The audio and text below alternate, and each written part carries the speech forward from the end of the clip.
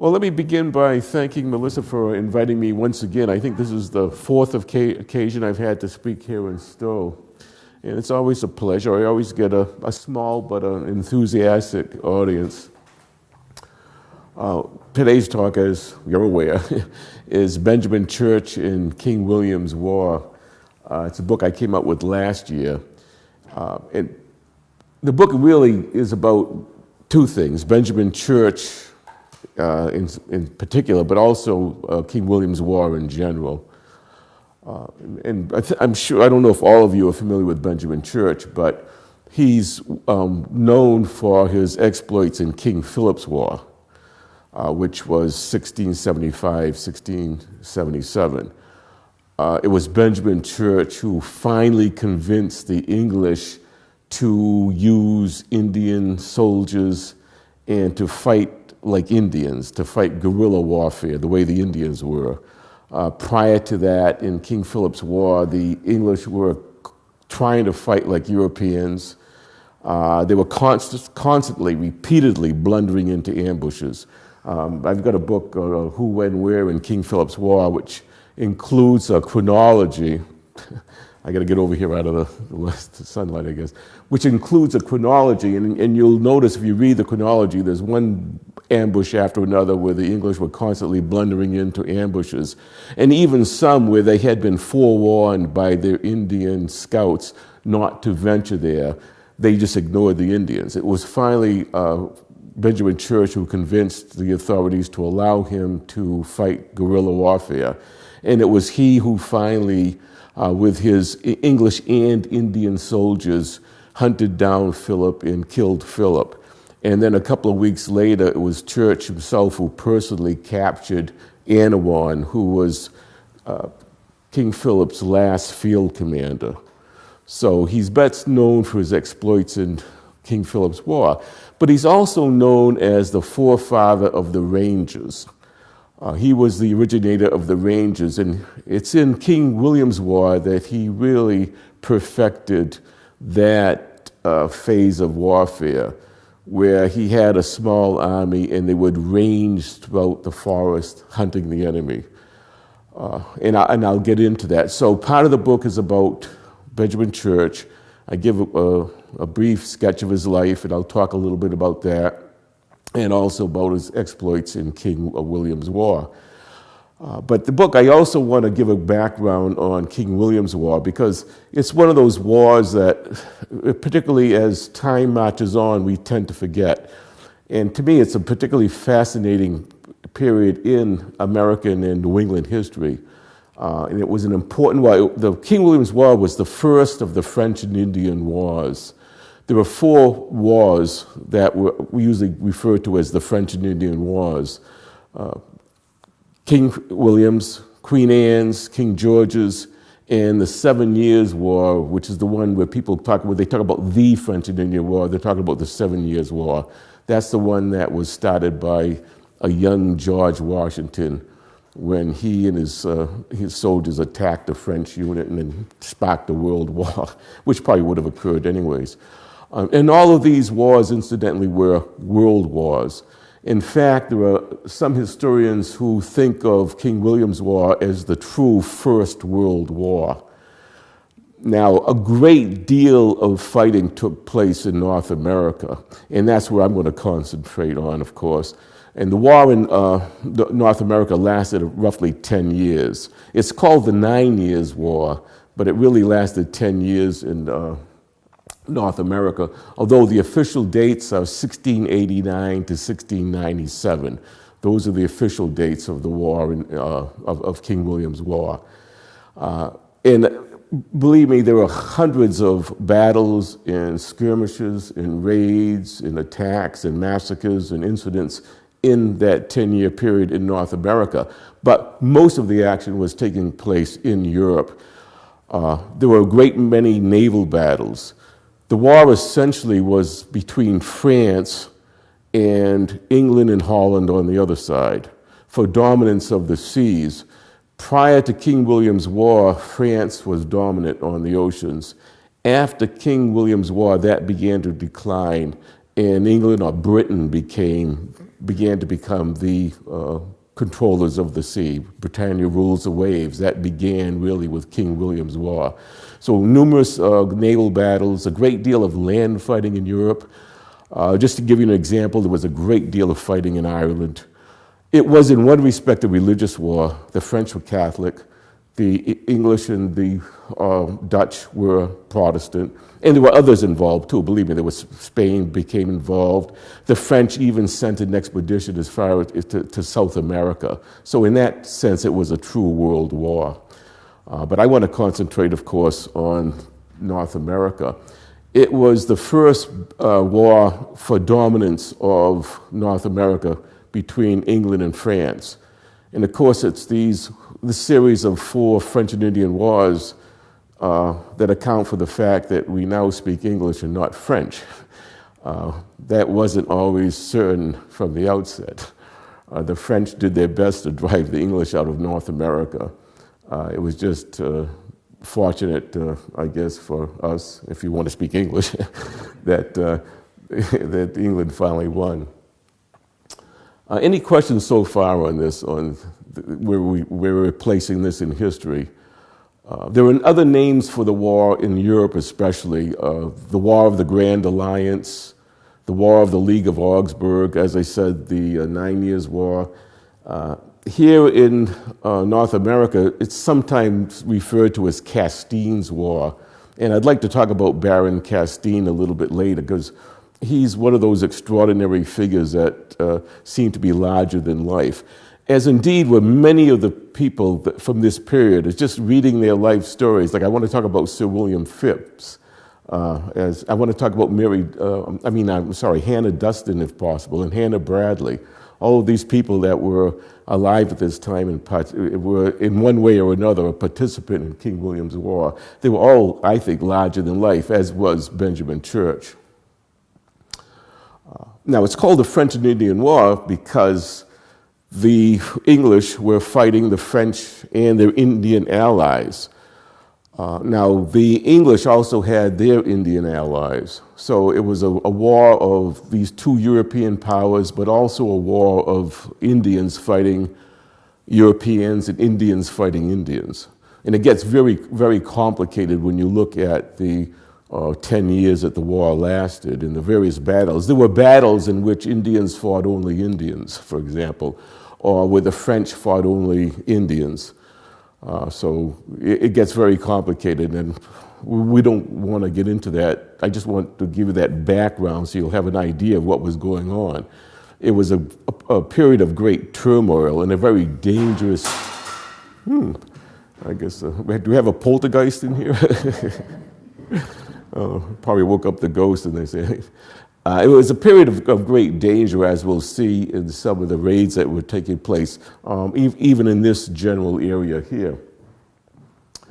But let me begin with Benjamin Church. King Philip's War had ended in southern New England in 1676, and it continued another year in northern New England. But by 1677, there was an uneasy truce. There wasn't anything really too much going on in the matter of conflict. In 1688, Church was living in what's now Little Compton, Rhode Island. At that time, it was part of Plymouth Colony.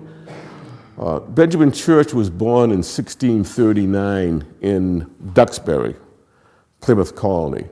And he was a carpenter by trade, but of course, in those days, you did more than just one trade. He was also interested in farming and that sort of thing.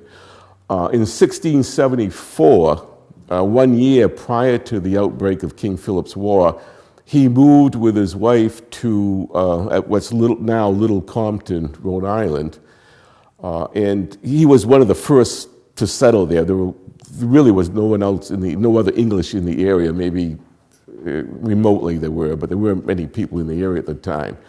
And he acquired land from the Indians. He became friends with the local squaw sachem, Awashonks.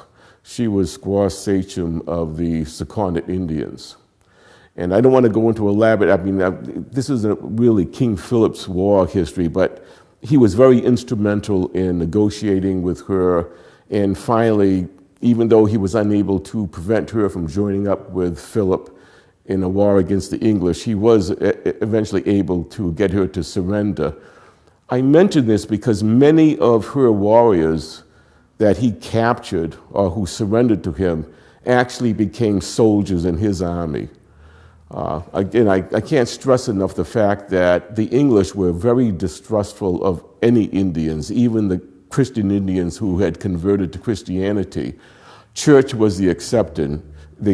He trusted Indians, he liked Indians, and if he saw a warrior that he thought would make a good soldier, he'd give him the choice and say, okay, I've captured you or you've surrendered, you can take your chances, you can be sold into slavery, which will probably happen if you're not executed, or you can join me. And a lot of them did join him and remained loyal to him throughout his career.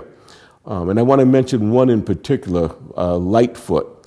He was a Sakonnet Indian who in 1675, just prior to King Philip's War, Church was attending a ceremonial dance that Awashonks was holding. There were ambassadors, warriors from King Philip who were trying to get Awashonks to bring her warriors over to his side. And Lightfoot was present and Church was present, and Lightfoot actually advocated killing Church then and there. And he came close to killing Church then and there, but he didn't. Later, a year later, when the Church had, when he had surrendered along with Awashonks' other warriors, Church gave him the chance of joining the army. He did. He became a sergeant and eventually a captain under Benjamin Church. So this is the type of loyalty that Church did get from his Indian warriors. And they were very instrumental throughout his career. He remained in the military until 1704. He became a colonel in the military. So his career didn't end with King Philip's War. As I said, Church made 5 expeditions to the east, as they would say, meaning Maine and Acadia. So 1688, Church is living in Little Compton. He receives a message that the Governor Andros, would like to speak to him in Boston. Church received the message on Sunday afternoon. He was at meeting. Of course, he was a Puritan. The Puritans always had services in the afternoon as well as the morning.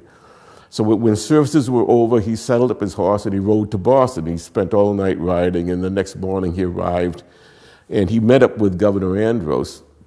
And the governor said that he was thinking of, or he was intending to, lead an expedition into Maine against the French and Indians because they had been causing trouble. Now, the war hadn't actually broken out at that time, but there had always been some conflict between the English and the French and Indians in Maine, which was a disputed territory at that time.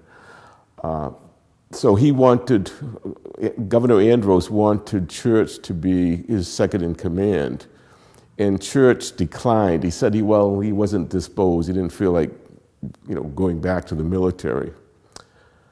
Now, a year later, in 1689, Church was eager to go and lead an expedition into Maine. So what happened in that 1 year between 1688 and 1689? The answer is the American Revolution. Now, if you're looking at me and say, wait a minute, aren't you a little off base here? The American Revolution didn't take place until almost 100 years later. Actually, the events that occurred in 1689 were referred to by many early historians as the American Revolution. And even now, later historians refer to those events as the first American Revolution. What happened was Governor Andros was extremely unpopular.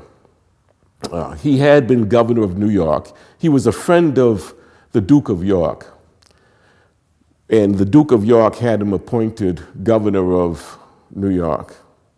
He was governor of New York during King Philip's War. And there were a lot of interesting historical events that occurred with Andros in relation to King Philip's War, which I won't go into. Then when Charles II died, his brother, the Duke of York, became King James II. So he's now king. He decides that he wants to, the monarchy was trying to consolidate power in New England. Prior to 1660, the New England colonies had been pretty much autonomous. Massachusetts passed its own laws, did what it wanted to do, paid homage or allegiance to England, but they really considered themselves independent.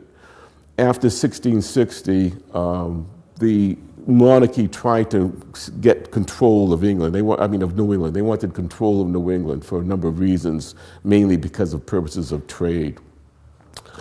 So what James did was to forcibly take the New England colonies, Massachusetts, Plymouth, Connecticut, Rhode Island. New Haven had already been merged with Connecticut by that time, and forced them into one dominion of New England, to which he added New York and the two Jerseys. So you had this huge dominion of New England headed by Edmund Andros. And this greatly upset the New Englanders. The New Englanders, again, considered themselves independent. They didn't want to be dominated by England. And again, they were Puritans. Andros was Anglican, Church of England, or Episcopalian, as we'd say now. New York was not Puritan. New Jersey was not Puritan. The Puritans were very unhappy about this. So Andros was very unpopular. And that's probably why Benjamin Church declined to go with him on this expedition, because he didn't want to be associated with this very unpopular governor. In 1688, agitation had already begun in England to boot out James II. He was a Catholic. England was mostly Protestant. England did not want a Catholic monarch because they were afraid that they would be forced to convert back to Catholicism, which they didn't want. I won't go into all the details except to say that in 1689, they persuaded William of Orange, who was married to James' daughter, Mary. William of Orange, he was the leader of a coalition of Dutch provinces and city-states and what have you. They persuaded him to come over with an army to invade England and boot out James II. Now, William had been thinking about doing this anyways, because he was afraid that England was about to ally itself with France. France had been constantly invading Holland, and it was only at great loss of life and a lot of sacrifice that the Dutch were able to keep the French from totally taking over Holland. They had captured parts of Holland. So France was the major enemy of the Dutch in Holland. So William was more than easily persuaded to raise an army in Holland and land in England. Now, the events of 1689 in England have been called the Bloodless Revolution or the Glorious Revolution, because very little blood was shed. The people didn't want James as king, and he was forced to flee. So now his daughter Mary and her husband William become monarchs of England. So you have William and Mary ruling England, although in a male-dominated society, it was William who had the real power. And then after Mary died, he became William III of England.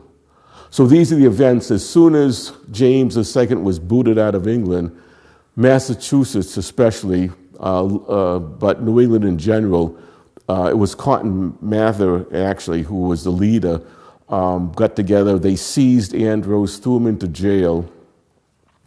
And there's a whole dramatic story here, but I won't go into it. Like, he managed to escape by disguising himself as a woman and fled into Rhode Island, and they hunted him down and brought him back and sent him back to England. But those are the events that were going on, which is why Church was now very much willing to go and lead an expedition in 1689 into Maine and New France in general. So any questions on that? Pretty clear cut, I guess. The first expedition, Church was instructed. Now he was still living in Plymouth Colony. Plymouth Colony was still independent from Massachusetts at the time, and he was approached both by the governor of Massachusetts, the new governor Simon Bradstreet, and by his own governor Thomas Hinckley, and they asked him to raise an army of English and Indians and go into Maine to fight the French and Indians, which he did. He raised a group of Cape Cod Indians who had been fighting with him all along in King Philip's War, and also Sakonnet and Pocasset Indians and other Indians that either had fought with him on his side in King Philip's War that he had captured, or who subsequently joined his cause because of his reputation. So whenever he went, in the 5 expeditions that he went to the east, he always had roughly an equal number of Indians as English under his command. And it was the fact that he had these Indians who were very knowledgeable in the ways of Indians and skilled as woodsmen and scouts, that he was able to range throughout the area and become, in effect, the forefather of the Rangers. Now, in his first expedition, and I don't think I'll dwell on all the expeditions, I just want to talk about the first one, because the first one, in many respects, is the most interesting. Church landed with his army in Casco Bay, around the area of now Falmouth, Maine. And when he landed, he learned that an army of Indians, led by a few Frenchmen, but it was mostly several hundred Indians, had also landed in the area and were preparing to attack the fort in the settlement in what's now Falmouth. Without going into too much detail, Church was able to go out and confront the enemy and was able to defeat them. Otherwise, they certainly would have overrun the settlement, because the settlement would have been greatly outnumbered. I will mention one interesting episode.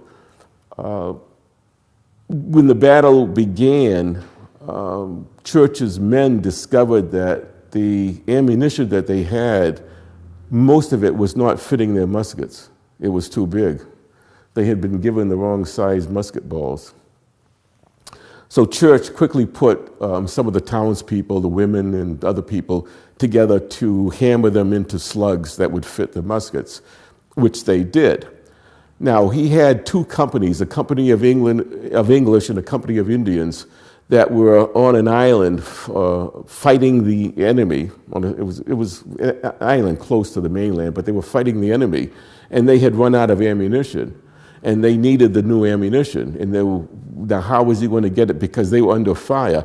And it was Lightfoot, this Indian that I mentioned before, the Sakonnet Indian, who a number of 12 years earlier had threatened to, 12, 13 years earlier, had threatened to kill Church, who was now, at this time, a sergeant in his army. It was Lightfoot who volunteered to carry the ammunition and powder to the enemy, and he waded across the stream and under enemy fire brought the ammunition to the company, and they were able to fend off the Indians. And ultimately, Church won the battle, was able to save the settlement. But this is typical of what was going on at the time. And I haven't really talked too much about the Indian allies, and I probably should at this point. I've already mentioned the fact that Church's Indians were Cape Cod Indians, and also Indians for Pocasset and Sakonnet and what have you. The English also had Christian Indians, Indians who had converted to Catholicism. They had done so prior to King Philip's War, and they also had a company of these Indians fighting. But their primary ally were the Iroquois. The Iroquois took a great part in this and other wars against the French. The Iroquois had never got along with the French, going back to the late 1500s, as far back as Champlain, and for a number of reasons. So the Iroquois allied themselves with the English. Now, when we're talking about Iroquois, we're talking about the 5 nations, or the league that was formed. Mohawks, Senecas, Cayugas, Onondagas, and Oneidas. Those 5 tribes had some time in the 15th century, we don't know exactly when, but sometime in the 15th century, these 5 tribes of Iroquois had formed a coalition where they would not war against one another. And if one tribe was attacked, the other 4 tribes would come to their aid. So they were a confederacy, a league or a confederacy. And they were formidable. The Iroquois were greatly feared by the other Indians. They were known as fierce warriors, fearless warriors, and they also were known for the ferocity with which they tortured their prisoners. You would not want to be captured by an Iroquois. So they were greatly feared, for example, by the New England Indians. And in fact, there was always constant warfare going on between the Algonquin tribes in New England and the Iroquois tribes in New York, which is a whole nother matter, but they definitely were enemies. So those are the primary Indians fighting on the side of the English in the war. The French, the Abenakis, mostly in New England, northern New England, for the most part, sided with the French, but other tribes like the Micmacs. And there were also tribes almost as far as the Great Lakes that they either allied themselves with or against the French. So it gets really complicated. But what I really want to stress is the fact that the French had converted a lot of Indians from various tribes to Catholicism. And when you read about the really bloody massacres that were perpetrated, let's say in Massachusetts, which I'll talk about a little bit later, in other places like Maine, and then there's one infamous one, Schenectady, New York, those massacres were usually perpetrated by Christian Indians, Catholic Indians, who were often led by a French priest, especially a Jesuit priest. The French wanted to, they were Catholic, and they wanted to just get rid of these, Protestants, these almost like heathens. I mean, they hated Protestants. And of course, the Protestants hated the Catholic just as much. So it was, in one respect, even in the New World, a religious war. When I talk about several raids that I'll mention, they were Christian Indians, Indians who had been converted to Catholicism. Any questions on that? Yes, what was it? What were the advantages for the Native Americans to side with one side or the other? I mean, you touch on the religious aspects of it, Right. But how do you recruit, besides the fact that you're either going to become a slave or you can join my army? Well, any financial incentives? Oh. Why would they join? Right. Why did the Indians join? As soon as the Europeans landed in the New World, they disrupted Indian culture greatly. First of all, they brought diseases with them. And we know that in certain areas, for example, along the New England coast, beginning in Maine and all the way down to Rhode Island, about 90%, as many as 90% of the Indians died. This is prior to the Pilgrims landing. So they brought diseases in that greatly disrupted the balance of power that the Indians had had. They also bought furs from the Indians, and they traded with the Indians things that the Indians valued. For example, the Indians didn't have metal, so now they're bringing in copper and iron, even pots and pans that the Indians might use, or they might even convert to weapons, which they often did. They brought in axes. So Indian culture greatly changed. Whatever balance of power there had been was now greatly altered. And the Indians had to choose sides because they couldn't continue living the way they had previously lived. I mean, I'm oversimplifying, obviously. But it wasn't a question of the Indians saying, well, I think let's remain neutral. They really weren't often given that option. They either had to fight or be overwhelmed in one way or another. But that's an interesting question. Why did they? Yes. I read somewhere that in the early days of English occupation of Massachusetts, that the local Indians, they were inclined to ally themselves with the English because they thought the English would help them fight against the Iroquois. Because the local Indians lived in fear of the Iroquois. Right. I don't think that they allied themselves with the English to fight against the Iroquois. I think it was more enemies within their own Algonquin group. For example, I've got a book called Massasoit's Town, and it's about, among other things, Massasoit greeting the Pilgrims in 1621. Now, why did Massasoit go out of his way to save this floundering colony? We have to keep in mind that in the winter of 1620, 1621, half the Pilgrims died. Half of them died. So in the spring, they were greatly weakened in number, and also they were sick, they were starving. All of a sudden, these Indians appear, two of them speaking English, miraculously. But it's Massasoit who now befriends the English. What were his motives? Well, his motives were really twofold. One was because his tribe had been greatly decimated by these plagues or diseases, smallpox, and even the common cold and measles and all these diseases that the Indians had no resistance to. His power structure had been greatly weakened. In fact, already their enemy, the Narragansetts, had taken over a huge portion of their territory. For example, Quidnick Island in Rhode Island was once Wampanoag, which was Massasoit's. He was a Pokanoket, but he was sachem of the Wampanoags. The Narragansetts had already seized that from the Wampanoags. So he needed allies against the Narragansetts, but also against the Abenaki tribes from the north who were coming down periodically and raiding the south.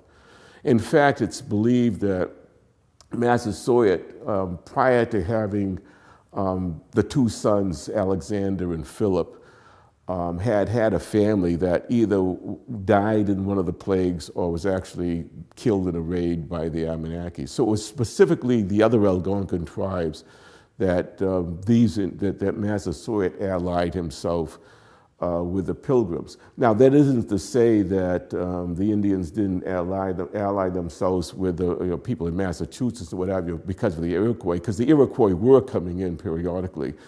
You're all familiar with the Mohawk Trail. Well, the Mohawks weren't coming down the Mohawk Trail to pay friendly visits. They would come down to raid and kill and take prisoners. So there is some truth in that. But that's a good question. So anyways, we have, it gets very complex, but what I want to emphasize is a lot of the Indians that in the raids that I'll be mentioning, of course there were a lot of major battles and stuff that I probably won't get into, but it was Christian Indians who had converted to Catholicism and were now persuaded by the French to come and fight the English. In fact, I'll mention one notorious raid in particular. In the winter of 1690, Count Frontenac, who was governor of New Canada, New France rather, which we now think of as Canada, which was called Canada then too, but it was New France. He was governor, he was in Quebec, but he was governor of the whole province. He decided to take retaliatory action against the English, and because the Indians normally didn't fight in the winter. So the English weren't expecting raids in the wintertime. The Indians usually went like groundhogs underground in the winter. But it was Frontenac who got the idea of several raids. And the largest one was against Schenectady, New York. In February of 1690, 96 Christian Iroquois, now the Iroquois, as I said, were allies of the English, but those who had converted to Catholicism were now allies of the French. 96 Christian Iroquois and about 100 Cours de Bois. Now, the Cours de Bois were French men who they were called bushmen. These were, if you want to picture a Cours de Bois, you've got to think of what we call a mountain man, someone that spent the last 5 months in the mountains, growing a big beard, hasn't taken a bath. These more or less an image of the Cote d'Ivoire. They were men who had gone into trade, either to trap furs or trade with the Indians. Many of them married Indian women. Many of them were doing this illegally because France was trying to control trade, and these guys were going out and doing it on their own, and they weren't paying the proper taxes and what have you. And they were a wild bunch. They were noted for being quite wild. Well, but they could also be hired. So 100 Cote d'Ivoire and about 96 Christian Iroquois marched for 22 days from Montreal to Schenectady, New York. Now, Schenectady, New York was a settlement at that time, but they weren't expecting a raid. They thought they were perfectly safe. I mean, they weren't expecting a raid in midwinter from Canada. So they hadn't even bothered to close the gates that night. Indians just went in, massacred killed about 60 men, women, and children.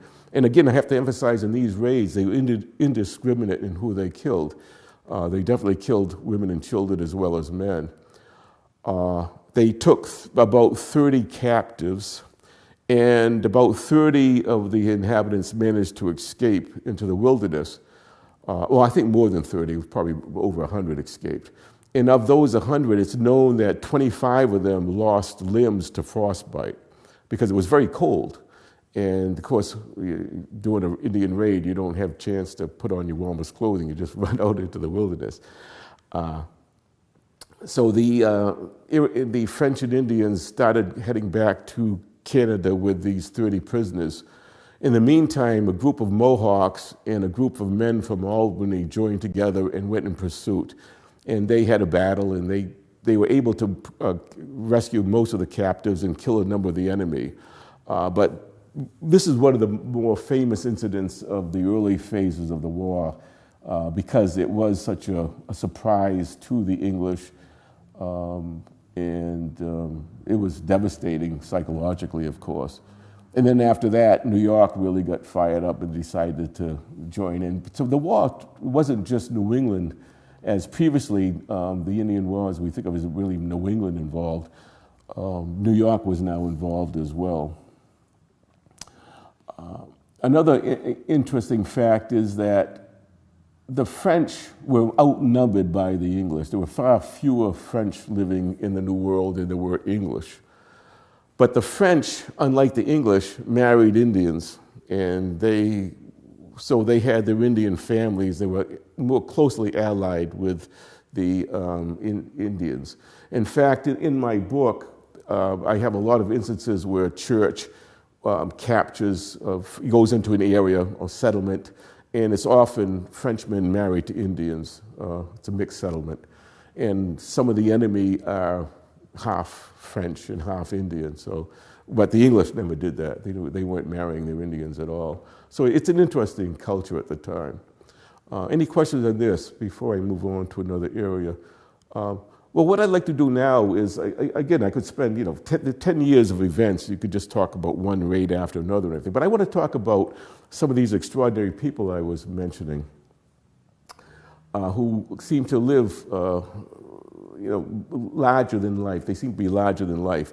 But I begin with Hannah Dustin because usually when I'm doing a talk, people ask me about Hannah Dustin. Are you all familiar with Hannah Dustin? Hannah Dustin is the first woman in America to have a statue erected in her honor. In fact, I think she's had at least 3 statues erected in her honor. And at the time, she was considered a great heroine. Now she's a controversial figure. Some people still think of her as a heroine. Some think of her as a murderess. It's a gray area. I take the stance that I'm not about to judge her because I don't know what I would have done in her circumstances. But Hannah was living in Haverhill, Massachusetts on March 15, 1697. So this is the last year of the French and Indian War. On March 15, 1697, Indians, Christian Indians, Catholic Indians, raided Haverhill. Hannah had given birth 6 days previously to a little girl named Martha. So Hannah was in bed recovering from childbirth. She was being cared for by a neighbor named Mary Neff. Her husband and their 7 other children were in the fields working. Her husband, I think it was Thomas, I always forget his name, but he was working in the fields with their 7 children, aged 17 to 2, when the Indians attacked. And here, now he's faced with a dilemma. He wants to run to the house to assist his wife, but he also wants to save his children. And his initial reaction, he mentioned later, was that he had to choose which one of his children did he want to save, because he had a horse. He had 1 horse, and he could get to the garrison house in time, but he couldn't save all his children. Then he said, "The heck with it, I'm going to try to save them all. We'll all die or not." So he was able, with his musket and the help of the older children, to fend off the Indians, and they actually did make it to the garrison house, and they were saved. In the meantime, his wife, Hannah, was laying in bed. The Indians came in, grabbed her, pulled her out of bed. She didn't even have a chance to get fully dressed. She only had 1 shoe on. They took her and her neighbor, Mary Neff, along with other prisoners, too. There were other prisoners, too, that were captured in the raid, and her infant daughter, and to bring back to Canada to sell into slavery, which they were doing at that time. They were capturing, when they captured people, they'd take them back either to Canada, either to sell as slaves or to hold for ransom. Now, repeatedly, if you look at these Indian wars, you'll note that the Indians did not like encumbrances when they were fleeing back to Canada. And they didn't want a 6-day-old infant. So right away, they grabbed the child by the legs and dashed her brains out against an apple tree. So this is one thing that Hannah has to endure. And of course, she doesn't know the fate of her family. Has her husband and have her 7 children been also captured and killed? She doesn't know what's happened to her family. She's taken prisoner along with Mary Neff, and they're brought on the way back to Canada. Now, 2 weeks later, on March 30th, she and Mary Neff are on an island in the river, a branch of the Merrimack River, with an Indian family that has taken them. There are a number of Indians, I think 11 Indians, several adults and 7 children. They're the family that they're now in charge of Hannah and Mary Neff. They also have another captive, a teenage boy around 14 years old named Samuel Leatherson. He had been captured about 1.5 years prior on a raid on Worcester. So he had been with the Indians for 1.5 years, and he had learned how to speak their dialect of Algonquin, because I believe these were Abenaki Indians who had captured them. So without going into too much detail, Hannah persuades young Samuel to find out from his master what's the best way to kill someone with a tomahawk. So he goes to his master, because he can speak Algonquin, and he says, well, if you were to kill someone with a tomahawk or an axe, a stealing axe, how would you do it? Oh, an Indian shows, you take this part of the head and you hit him right there, right? So now Hannah has that knowledge. She persuades Mary Neff and Samuel to help her kill the Indians while they're sleeping. And that's what they did. They killed 10 Indians while they were sleeping, and only 1 squaw who was badly wounded managed to escape. So then the 3 of them went to the river edge and they stove in the canoes, all but 1, so they couldn't be pursued. And they started going back to Haverhill. And then all of a sudden, Hannah says, well, wait a minute, there's a huge bounty for Indian scalps. We can make a lot of money. So they turn around, go back, and scalp the Indians and make their way back to Haverhill. Unfortunately, the bounty on Indian scalps had ended. So they didn't get the amount that they expected. But because of what they had done, they were hailed as heroes, especially Hannah, because she is the one that had been the leader of this group. She was given 50 pounds as a reward, which was a lot of money in those days, a lot of money. And Samuel and Mary Neff were each given 25 pounds. The governor of Maryland even sent this elaborate, expensive gift over. So she was quite famous now throughout the American colonies as being this great heroine, even though 7 of the people that she killed were children. She had killed 7 Indian children.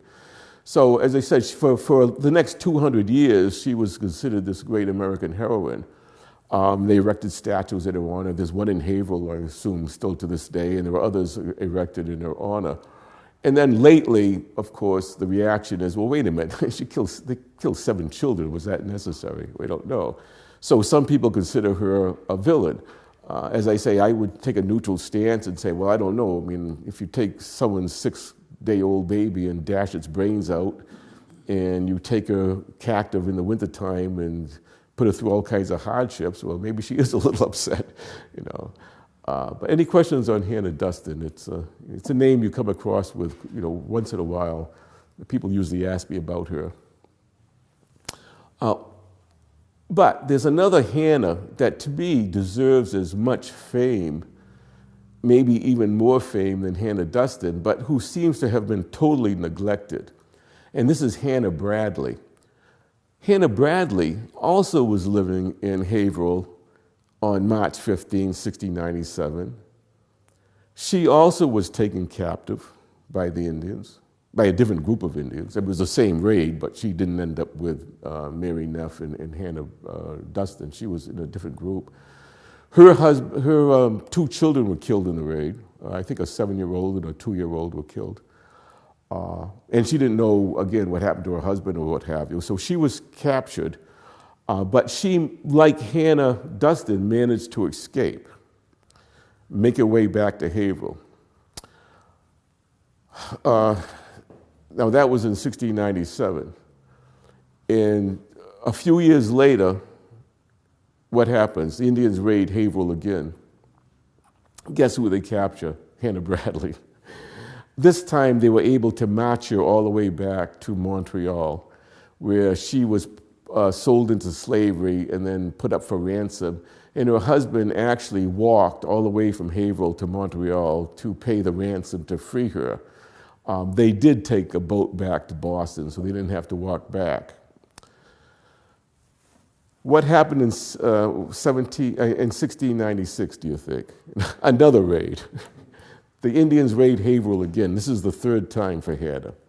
And it's, you know, this may be apocryphal, but it's said that she says to not to her husband, she wasn't with her husband, she said to a person she was with, I hope they kill me this time, I just can't take any more of this.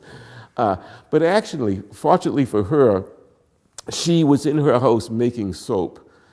And she was surrounded by a number of children and a couple of adults. She was making soap. Now, making soap was one of the tasks that women performed in the 17th century. Colonial women had a great many tasks. I mean, living in those times was very difficult for both men and women. I think women especially. They not only had to raise the children, but they also had to care for the family members when they were sick. They also had to make candles. They had to make soap. They had to do all these other tasks. They even had to grow some of the food, like the kitchen crops or what have you. Anyways, making soap was an important task that would be done probably once a year. All year long, the family would save the ash from their fires, and they would save all the grease from cooking and from when they slaughtered animals. And then from the ash, they would make lye by constantly pouring water through the ash. And they would make lye from it. Then they would boil the grease with the lye to make soap. So she had this pot boiling of lye and grease when the Indians attacked. So when the Indian leader burst into her house, and this is the 3rd time it's happened to her, she was able to take the boiling soap and pour it on him and scald him to death. When the other Indians saw that, they gave off the attack and left. So she was able to save the day. But, I didn't mention the fact that also in the first, in the second attack, when she was brought to Canada, I didn't mention the fact that she was pregnant and gave birth on the way to Canada.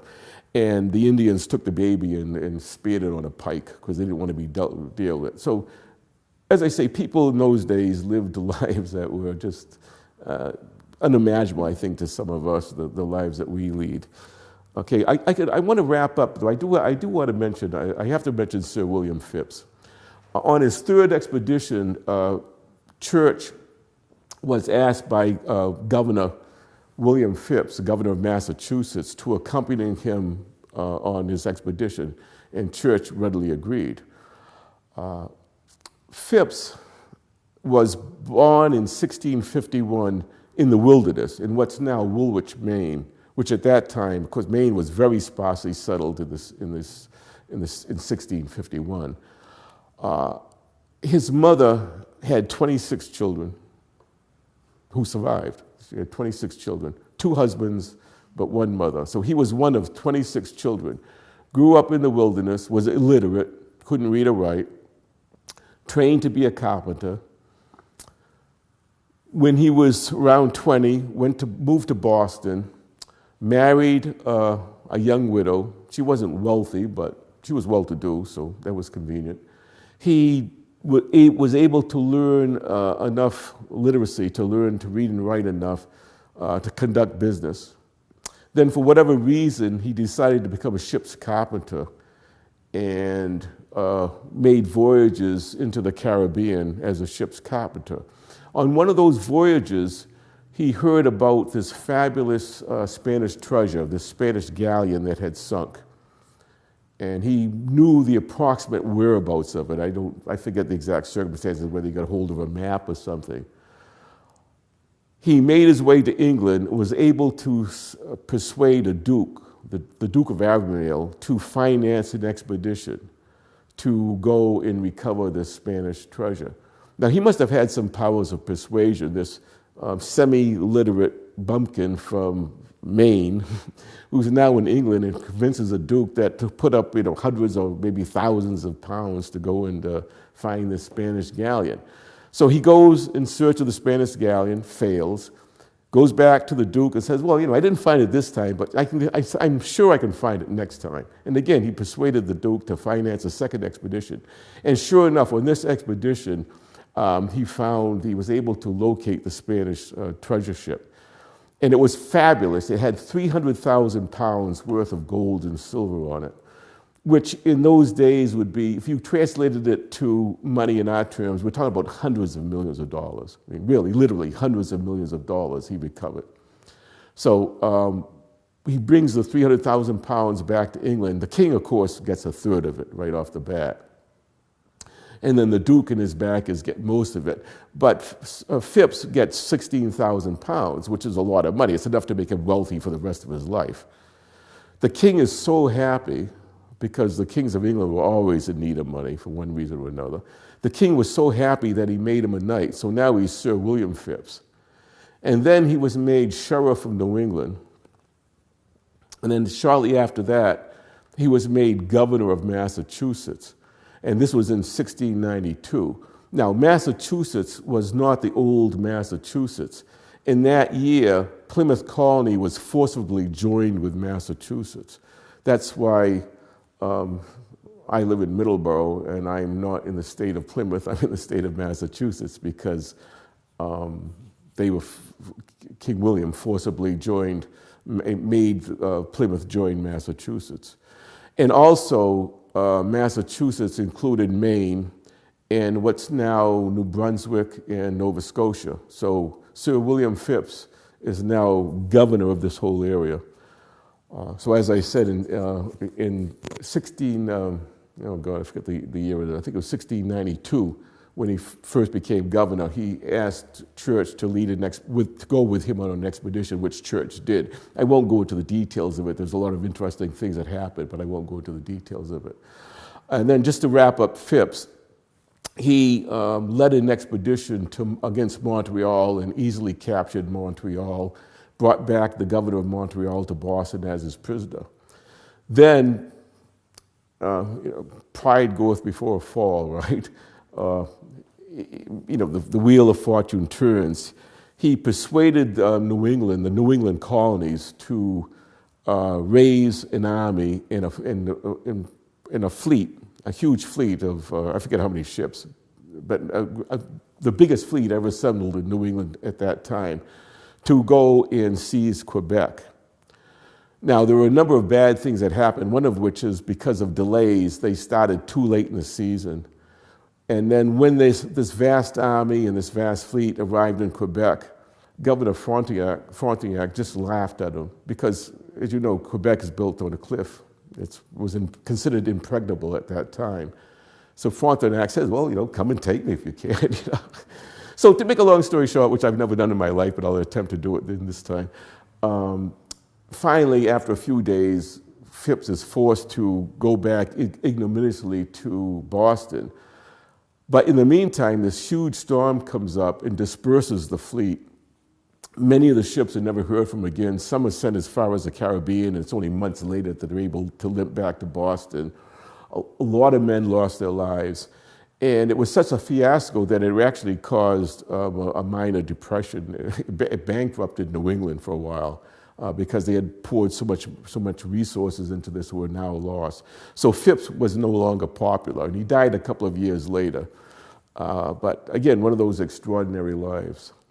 I could go on forever, but you're probably eager for me to quit. So do you have any questions at all? I mean, I've only touched upon a few things. I've kind of wandered around, but I wanted to get some of the high points in. Yes.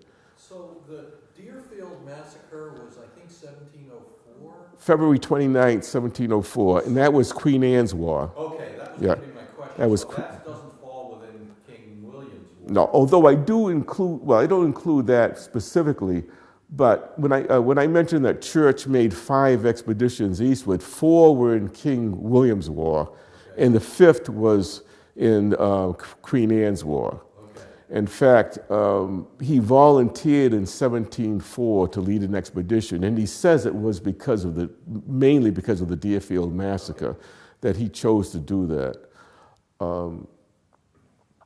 So he remained, Church, as I said, was born in 1639.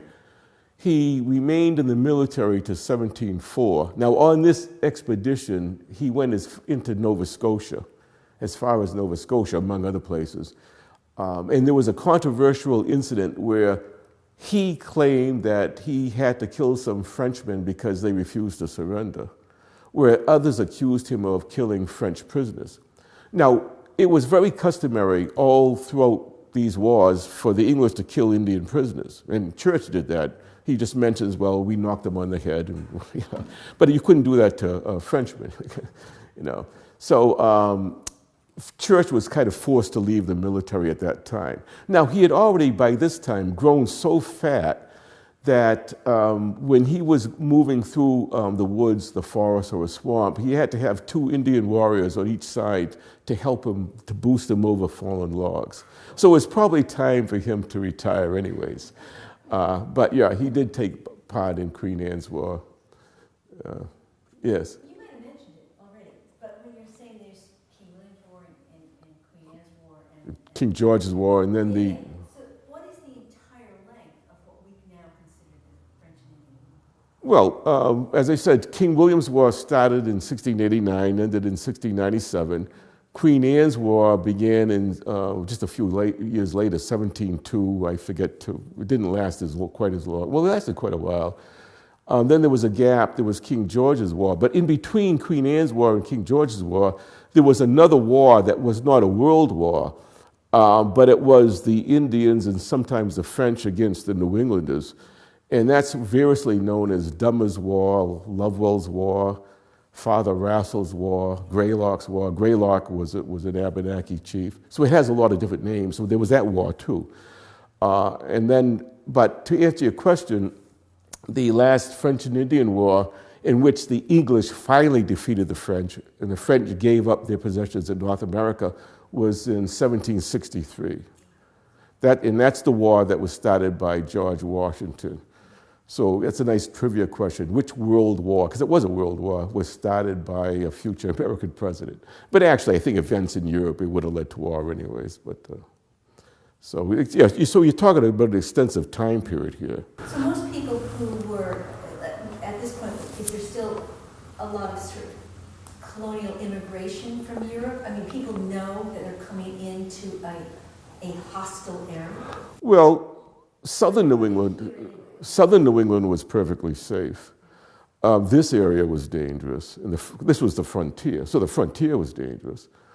New York, for the most part, Albany was probably pretty safe in other parts of New York, but again, you go up into the wilderness area, and it's dangerous, sure. And there was a lot of fighting going on in the other colonies, too. I mean, Maryland and Pennsylvania, they had their troubles. People are actually still immigrating, or it's mostly you were born here and so you... Oh, no, people were coming in vast numbers. Oh, definitely. Whatever the conditions were here, they were worse in Europe for a lot of people. So. And of course, you had a lot of prisoners coming over, too. Like the English were bringing their Scots prisoners over. The Scots rebelled against England. They sold a lot of the men into slavery and brought them over. And others too, because they were bringing African slaves over too. Yes? When was the Pequot War? Pequot War was 1637, 1638. And the Pequot War was the reason why there really wasn't much unrest in southern New England until King Philip's War. Because by 1638, at the end of the Pequot War, the English had totally dominated the Indians of southern New England. It's an extraordinary event when you think that Massachusetts was only settled in 1630. 8 years later, they're the top honchos, they're the dominating power, and the Indians are subservient to them. The Indians have signed a treaty. The Narragansetts, for example, and the Mohegans, signed a treaty saying that they would not go to war without permission from Massachusetts, and they really were under the dominance of Massachusetts for the most part until King Philip finally said enough's enough and rebelled in 1675. But, yeah, that's a fascinating period. That's probably one of my favorite books is the Pequot War. I never got a chance to talk about it here, but it is a fascinating period, yes. Where's the best place to buy your books? Right here. Other than that, I didn't bring any money, but I can get them on Amazon? I'm on Amazon, and you know, like Yeah, I have one of them I checked out. a lot of the museums sell them, like Deerfield. I don't think the Deerfield still sells. You know, the historic Deerfield. They have a museum. They sell my books. Johnny Appleseed. Where's that? It's on Route 2 somewhere, I think. It's a big visit. It's a big visitor center. Oh, okay, yeah. Yeah, and places like Plymouth Plantation, Pilgrim Hall Museum, and on the Cape. There's quite a few places on the Cape. Okay. So yeah. What is it? The Museum of Work and Culture in Woonsocket, of all places. So, well, thank you. I mean, any other questions? I'm glad to answer. If not, you're a really great audience. Asked some great questions. You put up with my ramblings. As I said, there's just so much material to cover. They just can't even begin to cover. Yes. They're historical settings, and are they considered fiction or What's that? nonfiction stories? Oh, those are all nonfiction. Oh yeah. I mean, I don't make this stuff up. Oh no. I try to be as meticulous as possible. Occasionally I make a mistake. And I'll be honest.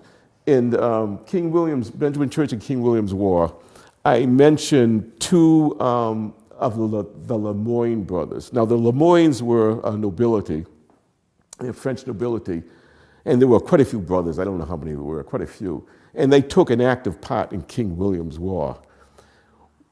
And there was d'Urberville and Bienville. And I mentioned them in particular because they were famous for other reasons too. If you ever go to New Orleans, which I try to do 2 or 3 times a year if I can get it, if you go on Bourbon Street, well, if you're walking from Canal down Bourbon, or it doesn't have to be Bourbon, it could be Royal Street or whatever, right near Canal, there's some perpendicular streets. One is Bienville and the other was Iberville. So they're named after these Des Moines brothers.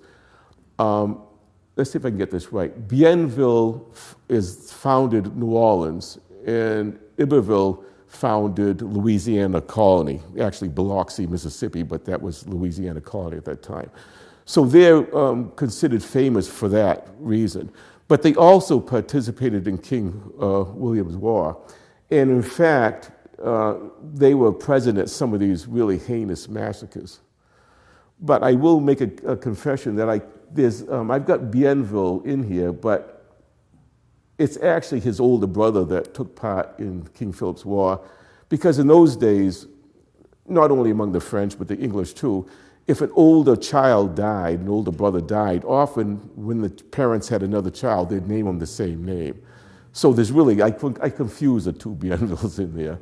Not to say that the younger one didn't take part in King William's War, but other than that, I try to be as accurate as possible in my facts, dates, names, particulars. And as they say, who could make this stuff up? Who could make up Sir William Phips' life, this kid born in the wilderness that becomes a knight of the English Empire, the British Empire, and then governor and what have you. And sorry I don't have time to talk about the Baron Castine, but let me just mention, if you indulge in your patience, been to Castine, Maine? Castine, Maine is a beautiful little town, named after Baron Castine. And he was actually a French baron, a French nobleman. When he was around 15 or 16, he joined a French regiment that was sent to Canada. When the regiment was disbanded, Castine elected to remain in Canada. He married an Indian woman who was the daughter of one of the principal sachems of the Abenakis. His name was Madakawando. So Castine married his daughter. He also had children by other women too, other Indian women too. He didn't just stop at one Indian woman. He had a lot of children by Indian women. But he established a trading post in what's now Castine, Maine. Traded with the French, traded with the English. And when I mentioned that Governor Andros in 1688 tried to get Church to help lead an expedition against the French and Indians, well, when Church refused to go, Andros led the expedition on his own, and one of the places he raided was Castine's trading post. Now, Castine was away at the time. Andros trashed the place, stole everything from him, and this kind of angered Castine, and also caused a lot of his tribesmen, the Abenakis, to rise up. And I just want to say that when Macadawando died, Castine became the chief sachem of the Abenakis. So here you have this French nobleman who's also a sachem, and he was an actual sachem, and he did lead his warriors into battle. When he was elderly, he returned to France on business, and he died in France a number of years later. But his children, by his wife, were actually accepted into French society because the French weren't prejudiced against Indians, and they were accepted, and they became French nobles, which is interesting. So again, all these fascinating facets, these little tidbits that I find interesting. Yes. I didn't even mention Mary Whitcomb when I wrote. Yes. Besides your paragraph on George Dennison in the book, right. Can you say anything else about him? Well, not offhand. He was from Stonington, Connecticut, and was active in King Philip's War. Offhand, I can't recall anything specific, exactly what battles he was involved in, what have you. Because this gentleman's wife is a descendant of George Dennison. Yeah, we've been to his house. Ah, is it still standing? Oh yeah. In Stonington? North of town. Yeah. North of town. Oh, that's interesting. Oh, good. Yeah, that's one of the pleasures of doing these talks, that almost every time I do a talk, someone comes up and says, I'm a direct descendant of Benjamin Church, or someone else, or what have you. So can you just do me a favor, because I did not do the intro for you. Can you explain a little bit to the group as to why you got started on this, how you got interested in history, and what your background is? Oh, what my background is? Well, my background is English literature. And I went to Boston University. I have bachelor's and master's degrees from Boston University. And then in the 60s, I got involved in the civil rights movement, and I went down south and I taught at a black college, taught English at a black college. And then in 1970, I chucked it all and became a hippie in San Francisco. But hippie life wasn't for me. I didn't like the scene, as they said. So I went back to Massachusetts, and after a couple of years, I was unable to get a teaching job, and then I got a part-time job at the Massachusetts Maritime Academy teaching English. And then I got into social work, and all the time I was writing fiction and poetry and that sort of stuff. And then I started getting interested in English, New England folklore, ghost stories and legends and what have you. And I did a number of books on this, ghost stories, supposedly true ghost stories. In fact, I got one Lou Halpin here, the cameraman, movie man, has a story in this book here, Hauntings Along the South Shore in Farrer Field. Lou is one of the Farrer Field stories. It's about a haunting in Stowe. And then I put together a book. I noticed that when I was doing the research that a lot of the hauntings that I was coming across, or mysteries, had to do with King Philip's War. There were some sites that were haunted, like the Nine Men's Misery in Rhode Island, and other sites that were haunted, and also mysteries like what happened to King Philip's belts. That's a mystery. And there were other mysteries involved. So I put them together in a book called Ghosts from King Philip's War, which was very well received. And it's gone into a number of printings. It's out of print now. And then from there, I just started writing books about King Philip's War. And then when I exhausted King Philip's War, I did other books on Massasoit, Pequot War, and then this one, and that's it, I'm retired. Angel of Hadley, the Angel of Hadley is my favorite. In fact, the first talk I did here was on the Angel of Hadley. And I'll never forget, there was a table set up. And was it Melissa? Did you put the coffin nails on the desk? There were coffin nails from John Green's grave, because it's believed by some that John Green, who was buried here in Stowe, was actually William Goff, the Angel of Hadley. So I'm coming here, and there's coffin nails on this desk. So, Lou actually filmed me for the local cable station. Is that on YouTube, do you think? Yeah, some of the ones that Lou did is evidently on YouTube. I don't know how they made it there, but yeah. So anyways, that's my story.